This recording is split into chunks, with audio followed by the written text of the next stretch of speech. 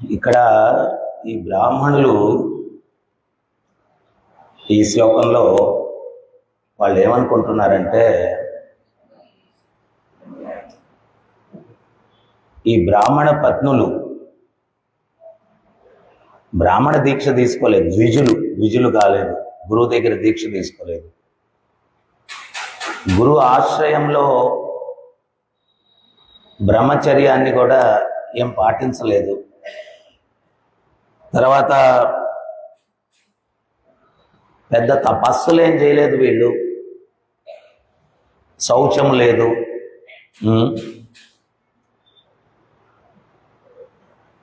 వీళ్ళు ఏదన్నా పెద్ద పెద్ద శుభదాయకమైనటువంటి కర్మలు కూడా చేయలేదు. వీళ్ళు ఎట్లా ఆ కృష్ణుని పట్ల ఆకర్షితులయ్యారు?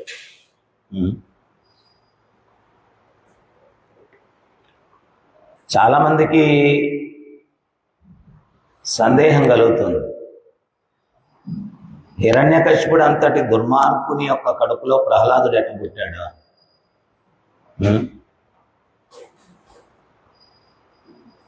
హిరణ్యకశిపుడు పోయి తపస్సు కూర్చున్నాడు. ఎవరి మీద తపస్సు చేస్తున్నాడు? బ్రహ్మ మీద. ఆయన కూర్చొని కళ్ళు మూసుకొని ఓం నమో బ్రహ్మాయ నమః. నారదముని ఒక చిలుక రూపంలో వెళ్ళాడు. ఆయన ఏం చేశాడంటే ఒక చెట్టు మీద కూర్చొని ఓం నమో నారాయణాయ నమః అన్నాడు. అంటే ఇది ఎందుకు చెప్తున్నాను అంటే, ఏ ఒక్క వ్యక్తి యొక్క జీవితంలో భక్తి రావాలన్నా కానీ ఏదో ఒక భక్తుని యొక్క సాంగత్యం ఉంటే కానీ అది భక్తి అనేది కలగదు.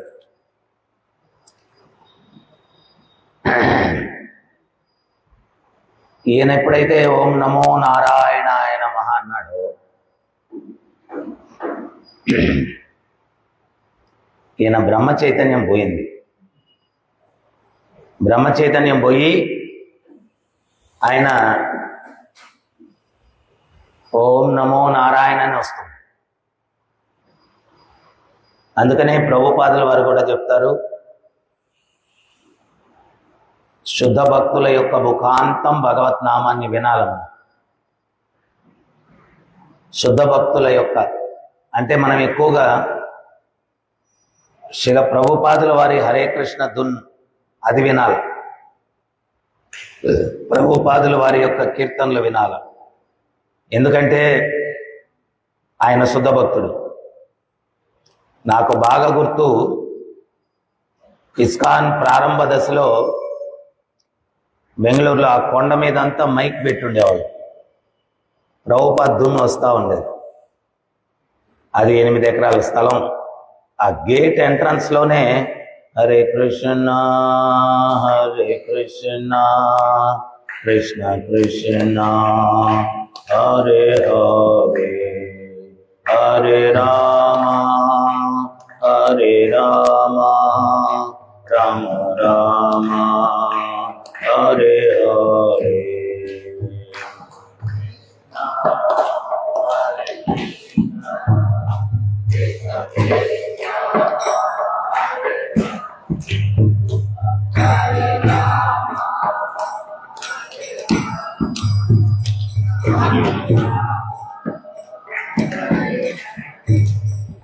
Hare Krishna, Hare Krishna, Krishna Krishna, Hare Hare, Hare Rama, Hare Rama, Rama Rama, Hare Hare.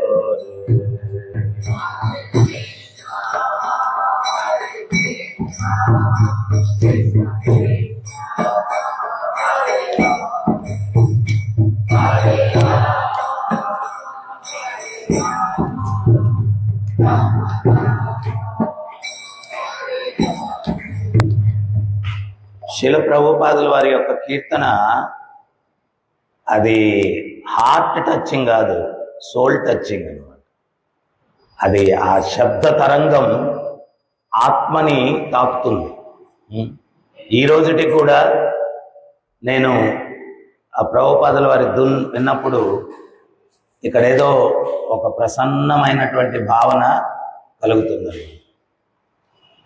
Naradamuni ఆ చిలుక రూపంలో నారాయణ మంత్రం చెప్పేసరికి ఈ బ్రహ్మ చైతన్యం పోయి నారాయణ చైతన్యం వచ్చేసింది.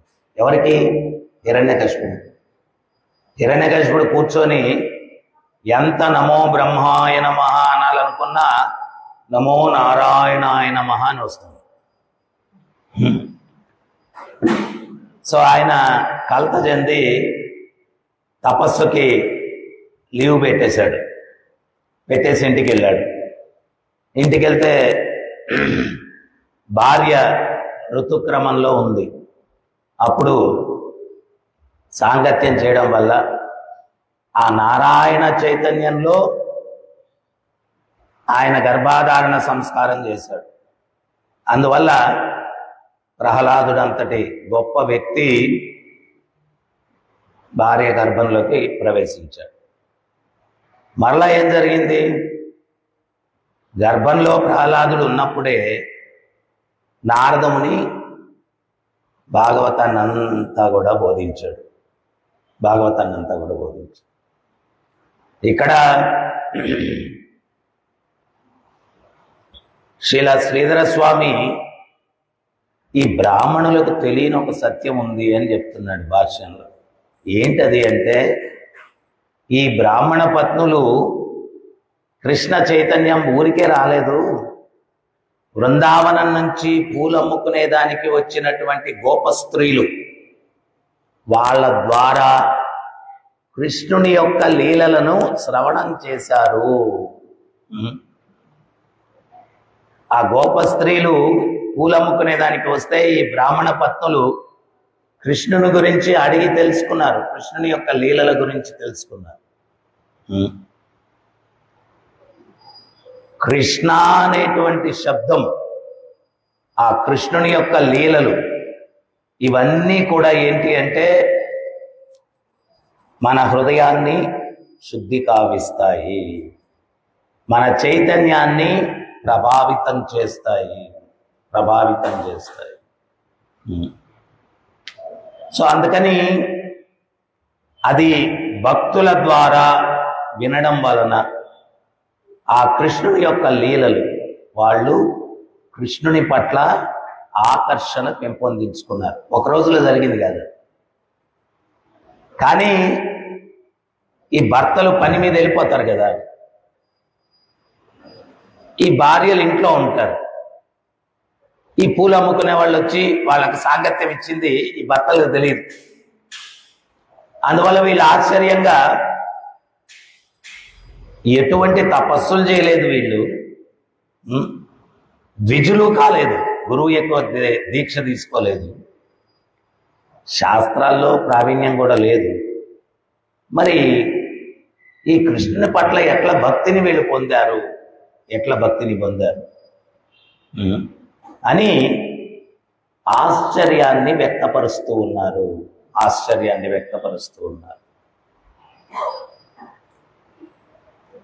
ప్రభుపాదుల వారు మనం చాలామంది అనుకోవచ్చు, ఆయన శిష్యులు ఒకసారి బృందావనంలో ఒక భక్తుడు ప్రభుపాదుల వారి శిష్యులు ప్రభుపాదుల వారి గురించి చక్కగా చెప్పారు. ప్రవచనం అయిన తర్వాత నేను వెళ్ళి అడిగాను, మీకు ప్రభుపాదుల వారితో సాంగత్యం ఏంటి, ఎన్ని సంవత్సరాలు సాంగత్యం చేశారు? ఆయన చెప్పాడు, ప్రభుపాదుల వారు వస్తున్నారని చెప్పి ఎయిర్పోర్ట్కి వెళ్ళాను. నేను ఎయిర్పోర్ట్లో మాల ఇచ్చి దీక్ష ఇచ్చేశారు నాకు, అదే నాకు ఆయనతో సాంగత్యం అండి. 10 సంవత్సరాల్లో ప్రపంచం అంతా 14 సార్లు పర్యటించారు ఆయన. మరి ఎంత సమయం ఉంటుంది ఒక్కొక్క ప్రదేశానికి వెళ్తే ఆయన? ఇక్కడంటే భక్తులతోటి మనకు సంవత్సరాల తరబడి సాంగత్యం ఉంది, కానీ ఎయిర్పోర్ట్లో దీక్ష ఇచ్చారంట. యజ్ఞం కూడా ఏం లేదు, మాలిచ్చేసి మంత్రం చెప్పేసి దీక్ష ఇచ్చేశారు. ఆ మాత్రపు సాంగత్యానికి ఆయనలో అంత పరివర్తన కలిగింది. ఒక్కోసారి భక్తులను మనం ఎక్కువ సాంగత్యం చేయాల్సిన అవసరం లేదు, దర్శనం చేస్తే చాలు వాళ్ళ ప్రభావం ఉంటుంది. దర్శనం చేస్తే రామానుజాచార్యుల వారు, యమునాచార్యుల వారు అసలు కలిసిందే లేదు, కలవలేదు వాళ్ళు ఎప్పుడు. ఆయన జీవించి ఉన్నంత వరకు కలవలేదు. అందుకనే రామానుజుల వారి యొక్క మానస గురువు అని చెప్తారు యమునాచార్యుల వారు. మానసికంగా గురువుగా అంగీకరించారు అంతే, కానీ ఆయన సిద్ధాంతాల్ని హృదయంలోకి తీసుకున్నారు. ఆయన సిద్ధాంతాల్ని హృదయంలోకి తీసుకున్నారు. ఒక శుద్ధ భక్తుని యొక్క చైతన్యం యొక్క శక్తి ఆ రకంగా ఉంటుంది. మామూలుగా ఏదన్నా ఒక సంస్థ స్థాపించిన వ్యక్తి ఆయన పరమపదిస్తే ఆ సంస్థ కూడా మెల్లిగా అట్లా డౌన్ అయిపోతుంది. గమనించారా? కానీ ప్రభుపాదుల వారు ఆయన 108 మందిరాలే స్థాపించారు, 10 సంవత్సరాలే ప్రచారం చేశారు. ఈరోజు 2000కు పైగా ఇస్కాన్ సంస్థలు ప్రపంచవ్యాప్తంగా ఉన్నాయి. అంటే ఆయన పరమపదించిన తర్వాత సంస్థ డౌన్ అయిందా, పెరిగిందా? అంటే ఆ ప్రభుపాదుల వారి యొక్క పవిత్ర సంకల్పం అనేటువంటిది ఈ సంస్థను పైకి తీసుకొని వెళ్తూ ఉంది అన్నమాట, ముందుకు తీసుకొని వెళ్తూ ఉంది. సో అందువల్ల ఒక శుద్ధ భక్తుని యొక్క సాంగత్యం అన్నటువంటిది వ్యక్తిలో ప్రభావం చూపిస్తుంది. మనందరం కూడా నిత్యం భాగవతాన్ని శ్రవణం చేయడం ద్వారా ప్రభుపాదుల వారితోటి సాంగత్యం చేసినట్టే. ఎందువల్ల అంటే భాగవతం ఎవరి ద్వారా రచింపబడింది? ప్రభుపాదుల వారి ద్వారా. సో మనం రోజు ఆ భాగవతాన్ని చర్చించడం ద్వారా ప్రభుపాదుల వారితోటి సాంగత్యం చేసినట్టే. అయితే ఆ భాగవతాన్ని వినాల, చక్కగా వినాల. భాగవతం క్లాసులో నిద్రపోతే మళ్ళా ప్రభుపాదుల వారితో సాంగత్యం చేసినట్టు కాదు. ప్రభుపాదుల వారితో సాంగత్యం చేశాము అంటే భాగవతాన్ని మనం వినాల.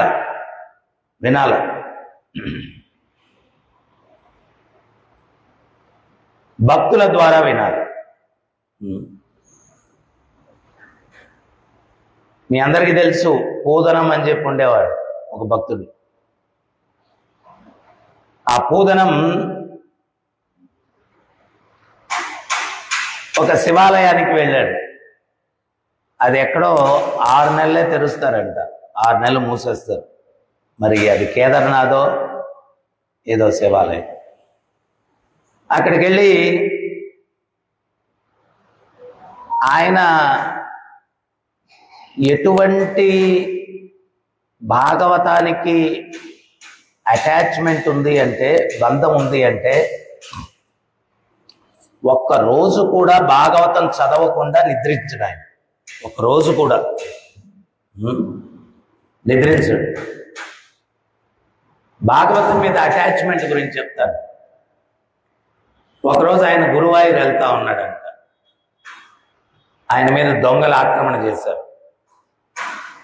ఆక్రమణ చేస్తే ఇంతకు ముందు రోజుల్లో ఈ ఉంగరాలు ఇవన్నీ పెట్టుకునే వాళ్ళు. ఎందుకంటే ఏదైనా ఎమర్జెన్సీ ఉంటే ఏటీఎం కార్డు లాగా ఏదైనా డబ్బులు అవసరమైతే అది తాకట్టు పెట్టేసి ఏదో ఖర్చుకు చూసుకునేదానికి ఏదో కొన్ని ఆభరణాలు ధరించేవాడు. ఆ దొంగలు వచ్చి ఈయన మీద ఆక్రమణ చేస్తే చేతికుండే ఉంగరాలు అవి తీసి ఇచ్చేయిపోయాడు. కానీ భాగవతాన్ని ఒక పట్టు వస్త్రంలో ఇట్లాగా చాలా జాగ్రత్తగా ఆయన ర్యాప్ చేసి భాగవతాన్ని ఇట్లా పట్టుకొని ఉన్నాడు. పట్టు వస్త్రంలో చాలా జాగ్రత్తగా పట్టుకున్నాడు కదా. ఆ దొంగోళ్ళు ఏమనుకున్నారంటే దాంట్లో ఏదో నెక్లెస్ బాక్స్ ఉన్నట్టుంది, అది దాంట్లో ఏదో బంగారం ఉంది, మనకేదో చిల్లర ఉంగరాలు రెండు ఇచ్చేసి అది ఎత్తుకొని వెళ్ళిపోవాలని ప్లాన్ చేస్తున్నారు, మాకు అది కావాలా అన్న. అయ్యా అది చాలా విలువైంది నా జీవితంలో, దాన్ని నేను చూసావా చాలా విలువైంది అన్నాడు. చాలా విలువైంది అన్నాడంటే చాలా జ్యువెలరీ, వజ్రాల జ్యువెలరీ ఉంది లోపల, విలువైంది కాబట్టే అది కావాలా అన్నారు. బాబు అది లేకపోతే నా జీవితం జీవించలేను నేను. అప్పుడు దొంగోళ్ళు ఇంకా ఫిక్స్ అయిపోయారు, జీవితం కూడా జీవించలేడంటే అది లేకపోతే అంటే నిజంగా విలువైంది. దాన్ని పట్టుకొని లాగుతున్నారు. ఇంతకు ముందు రోజుల్లో ఏంటి అంటే ఏదన్నా ఒక గ్రంథం అంటే మ్యానుస్క్రిప్ట్ ఎవరన్నా రాసేవాళ్ళు దాన్ని.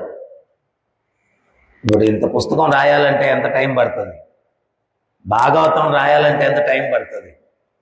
సో ఆయన ఏ గురువాయూరప్ప గురువాయూర్, ఆయనకు ఆ పేరు ఎందుకు వచ్చిందంటే గురువాయూరప్పకి గురువు బృహస్పతి వాయువు వాళ్ళిద్దరు కలిసి ప్రతిష్ఠించారంట, అందుకని గురువాయూరప్ప అని పేరు వచ్చింది. హే గురువాయూరప్ప, భాగవతం లేకుండా నేను జీవించలేను, ఏదో ఒక రకంగా నన్ను కాపాడు అని చెప్పి గట్టిగా ప్రార్థన చేశాడు. చేస్తే ఒక ఆజానుబాహుడు దేదీప్యమానంగా వెలిగిపోతూ ఉన్నాడు. ఒక శ్వేతవర్ణము అశ్వం మీద వచ్చాడు, తెల్లటి గుర్రం మీద వచ్చాడు, చాలా తేజవంతంగా ఉన్నాడు. ఈ దొంగల్ని డిస్కో అని చెప్పి కొట్టి తరిమేశాడు. తరిమేసి ఆ భాగవతం తీసి ఈ పూదనం చేతిలో పెట్టాడు.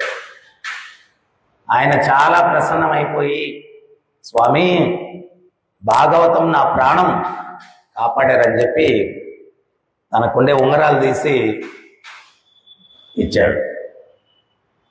మీరెవరు స్వామి అన్నాడు.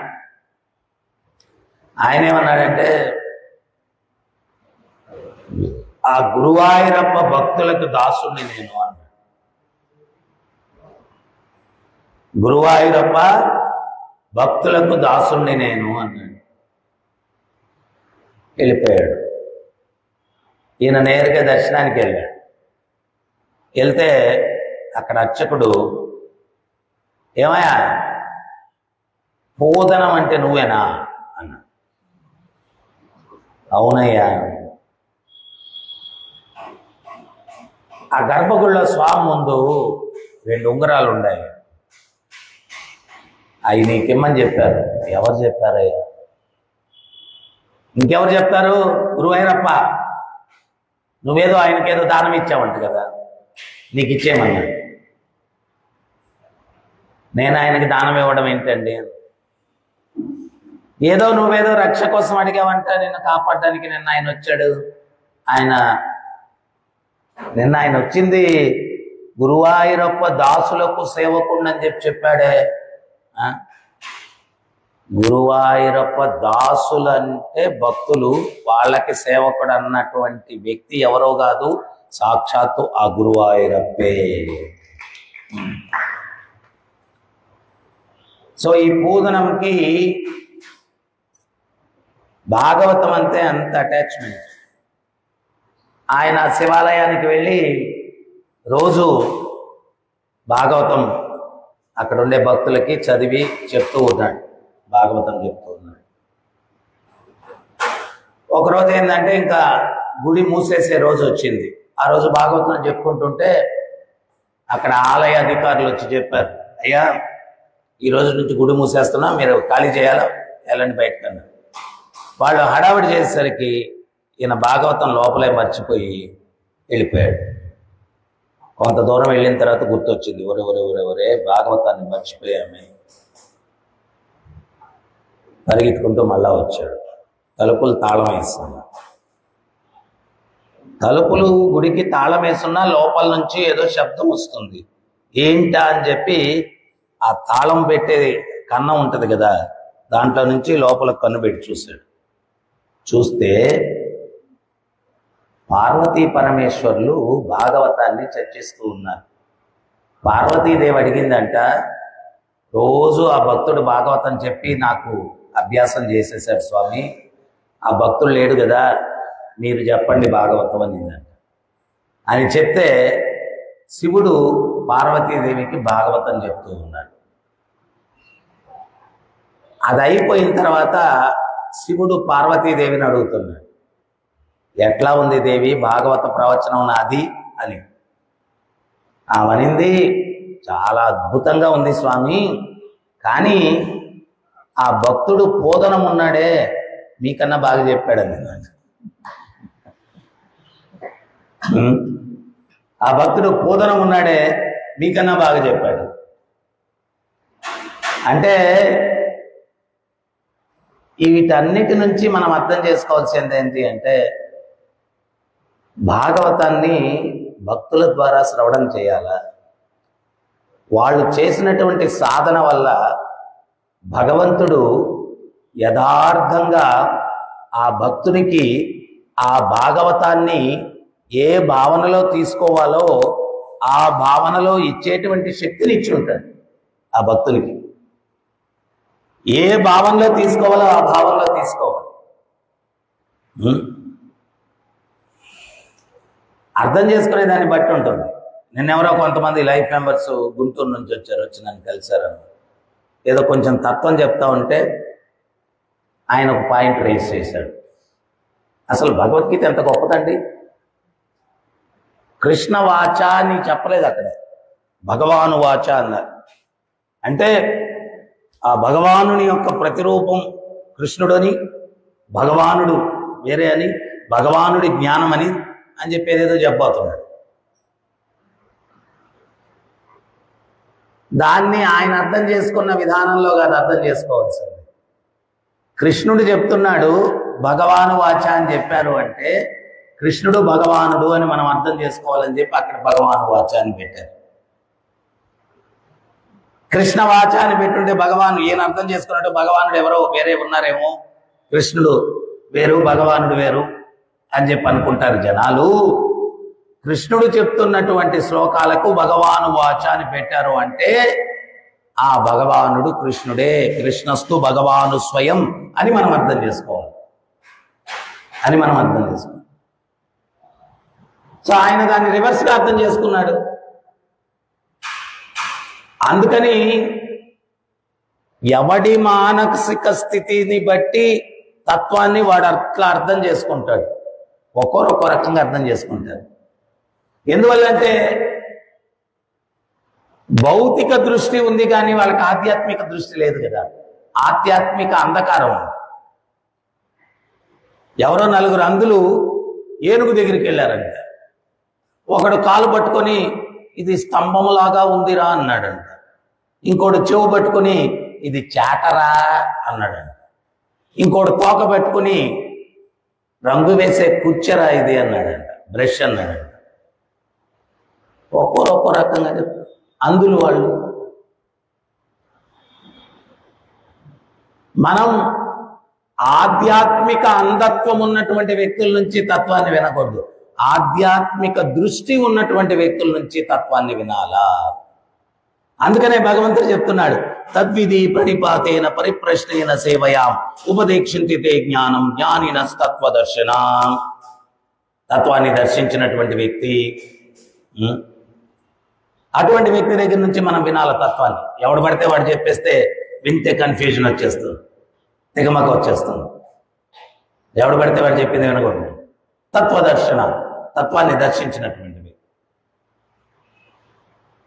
సో అందుకని ఎవరైనా కానీ చరిత్రలో మీరు చూడండి, ప్రహ్లాదుడు నారదుల వారి ప్రభావం వల్ల ఆయన భక్తి వచ్చింది. ధ్రువుడు నారదుల వారి ప్రభావం వల్ల వచ్చింది.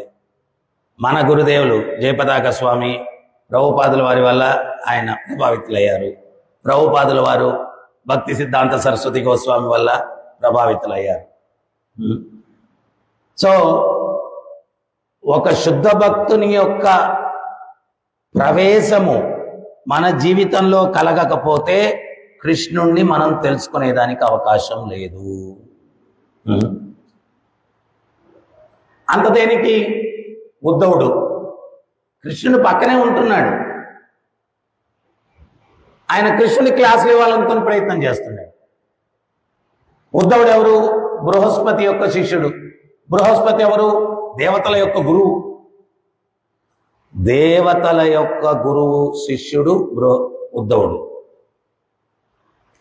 ఆయన ఏమనుకున్నాడు? నా దగ్గర చాలా జ్ఞానం ఉందని. భగవంతుడితో కలిసినప్పుడల్లా తత్వం భగవంతుడికి బోధిస్తున్నాడు. గొప్ప జ్ఞాని. జ్ఞానులందరూ భక్తులు అవుతారనుకునే దానికి ఛాన్స్ లేదు. నేను కర్ణాటకలో చూశాను, భగవద్గీత మీద పిహెచ్డి చేస్తుంటారు. ఒక చేతిలో భగవద్గీత ఉంటుంది, ఇంకో చేతిలో ధూమపానం ఉంటుంది.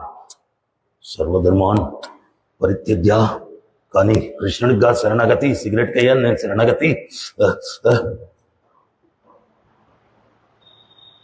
ఆడు పిహెచ్డి చేస్తున్నాడు భగవద్గీత మీద, కానీ చేతిలో సిగరెట్ ఉంటుంది, దాన్ని పీలుస్తూ ఆయన. సో ఉద్ధవుడు ఎప్పుడైతే కృష్ణుని యొక్క సలహా మేరకు బృందావనానికి వెళ్ళాడో, బృందావనంలో నందబాబా, యశోదమ్మ, గోపికలు వీళ్ళందరి యొక్క సాంగత్యం ఎప్పుడైతే లభించిందో అప్పుడు సరైన అవగాహన ఉద్ధవుడికి వచ్చింది. ఏమని వచ్చింది? నేను ఇన్ని రోజులు కృష్ణుడు నాకు తెలుసు తెలుసు అని అహంకారంలో ఉన్నాను, కృష్ణుడు నాకు తెలియదు. ఇక్కడ ఒక ఇసుక రేణువులాగానో గడ్డిపోచలాగానో జన్మిస్తే ఆ గోపికా వనితల యొక్క పాద పద్మములు నా మీద మోపబడినప్పుడు వాళ్ళ యొక్క ఆశీస్సులతో నేను కృష్ణుణ్ణి తెలుసుకునేదానికి అవకాశం ఉంటుంది. వాళ్ళ యొక్క ఆశీస్సులతో. ఎప్పటికీ కూడా మనకన్నా ఉన్నతమైన భక్తుల యొక్క ఆశీస్సులు లేకుండా కృష్ణ భక్తిలో పురోభివృద్ధిని సాధించేదానికి అవకాశం లేదు. అవకాశం లేదు. సో అందుకని మనం ఏంటి అంటే ఆ కృష్ణ భక్తుల యొక్క సాంగత్యము, సేవ మనకెప్పుడు లభిస్తుంది? దానికి తప్పించి ప్రయత్నం చేయాలా? ప్రయత్నం చేయాలా? ఇక్కడ ఈ బ్రాహ్మణ పత్నులు వృందావనములోని గోపవనితల యొక్క సాంగత్యము, అది వాళ్ళు ఎవరు? పూలమ్ముకునే గోపవనితలు. వాళ్ళు పూలు అమ్ముకుంటారా, పండ్లు అమ్ముకుంటారా తర్వాత విషయం. వాళ్ళకి భక్తి ఉందా లేదా అది అక్కడ సబ్జెక్ట్. ఆ భక్తి అనేది ఉంటే చాలు. పూలు అమ్ముతారా, పాలు అమ్ముతారా, పండ్లు అమ్ముతారా, భక్తి భక్తి ఉంటే చాలు. కోలావేచ శ్రీధర్ చైతన్య మహాప్రభు ఆయన కీర్తన చేస్తూ కీర్తన మధ్యలో శ్రీధర్ శ్రీధర్ అని చెప్పి అంటాం. భక్తులకు ఆశ్చర్యం, కీర్తన మధ్యలో శ్రీధర్ శ్రీధర్ అని కలవరిస్తున్నారేంటి? చైతన్య మహాప్రభుని అడిగారు ఏంటని. చైతన్య మహాప్రభు చెప్పారు, ఆ బయట ఉన్నారు, పోయి పిలుచుకురండి. బయట ఉన్నారు, పోయి పిలుచుకురండి. బయటకు వెళ్ళి చూస్తే పూలు అమ్ముకుని పండ్లు అమ్ముకునే ఆయన ఉన్నాడు. వాళ్ళకి ఇప్పుడు మన వీధిలోకి రెగ్యులర్గా పండ్లు అమ్మడానికి ఎవరో వస్తారు, ఆయన పేరు మనకేం తెలుస్తుంది? పండ్లు అమ్ముకునేవాడని తెలుస్తుంది, అంతే కదా. వీళ్ళు బయటకు వచ్చారు, బయటకు వచ్చి చూశారు. చూస్తే ఈ పండ్లు అమ్ముకునే ఆయన ఉన్నారు, మీరు చెప్పిన శ్రీధర్ అనే ఆయన లేరే అన్నారు. అప్పుడు మహాప్రభు చెప్పారు, ఆ పండ్లు అమ్ముకునే ఆయన పేరే శ్రీధర్, పిలుచుకొని రా నా దగ్గరకు. లోపలికి పిలుచుకొని వస్తే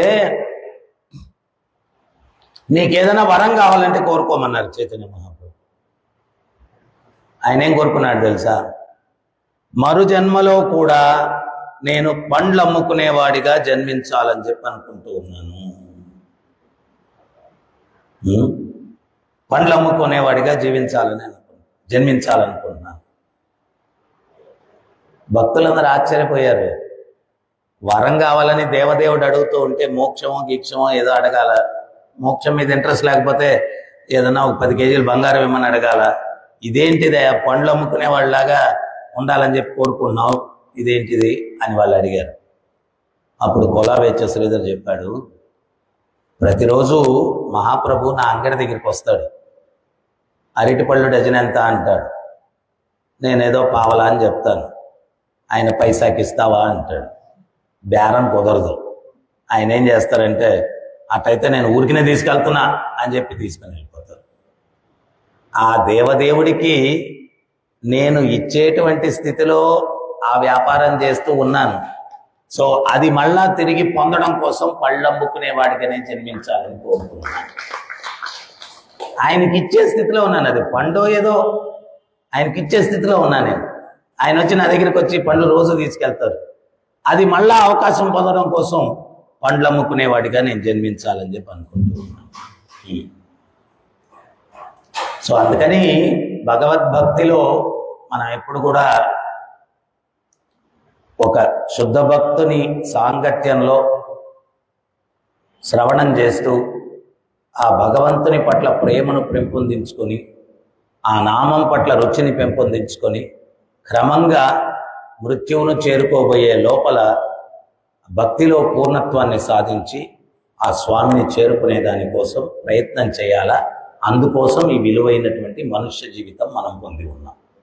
ఇక్కడ ఈ బ్రాహ్మణ పత్నులు భర్తలకే తెలియదు వాళ్ళకి ఎట్లా భక్తి వచ్చిందో.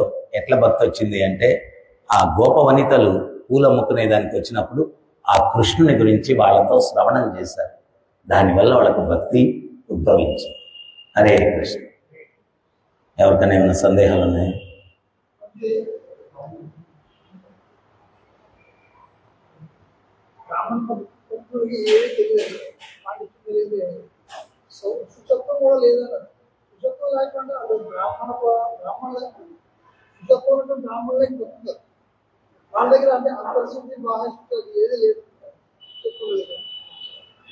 స్త్రీని మామూలుగా ఏంటి అంటే శుచత్వం లేని వ్యక్తిగా పరిగణలోకి తీసుకుంటారు.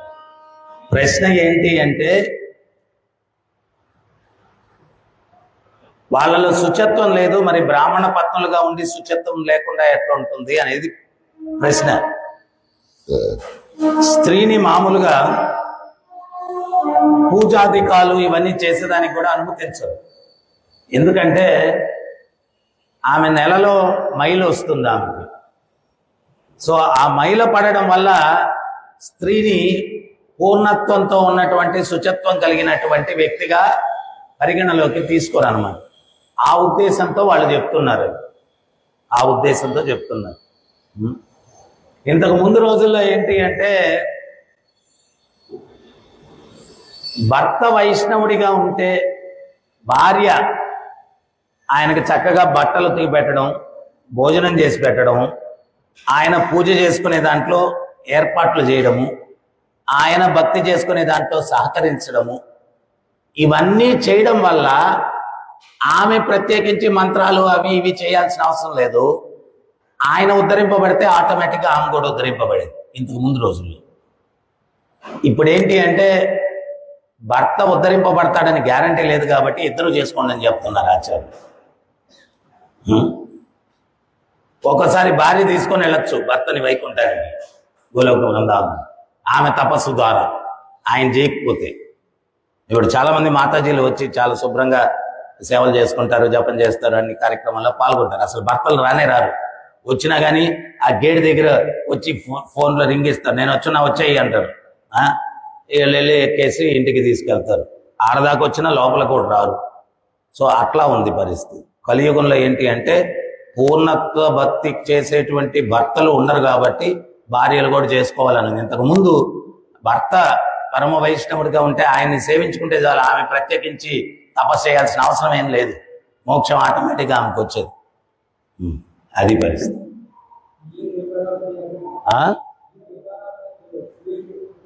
దీపారాధన స్త్రీయే చేస్తుంది. అదే సహకరించడం అంటే అదే. భర్త పూజ చేయడానికి ఆమె వచ్చి స్నానం చేసి దీపం శుభ్రం చేసి నూనె పోసి ఒత్తేసి వెలిగించి వెళ్ళిపోతే ఈయన పూజ చేసుకుంటాడు. అసిస్టెంట్ పూజారి వైఫ్.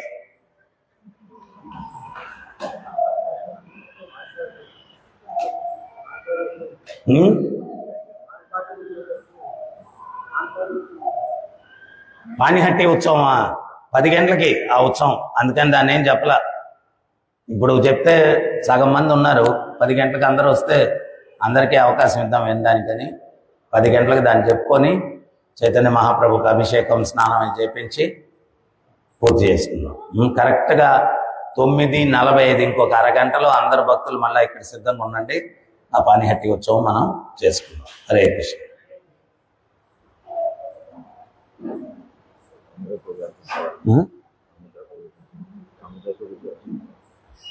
చేయాలండి. గ్రంథరాజ్ శ్రీమద్ భాగవతం కి, జగద్గురు శ్రీల ప్రభుపాద్ కి, రాధా గోపీనాథ్ की, राधा पार्थसारथी की, राधा कृष्ण चंद्र की, जगन्नाथ बलदेव सुभद्रमाय की, गोविंद श्रीनिवास की, गौर निताय की, हरिनाम संकीर्तन की, निताय गौर प्रेमानंदे।